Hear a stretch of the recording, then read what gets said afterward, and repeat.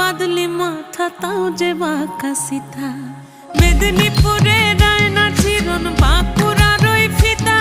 আর যতন করে বাঁধলি মাথা তাও যে বাঁকা সিথা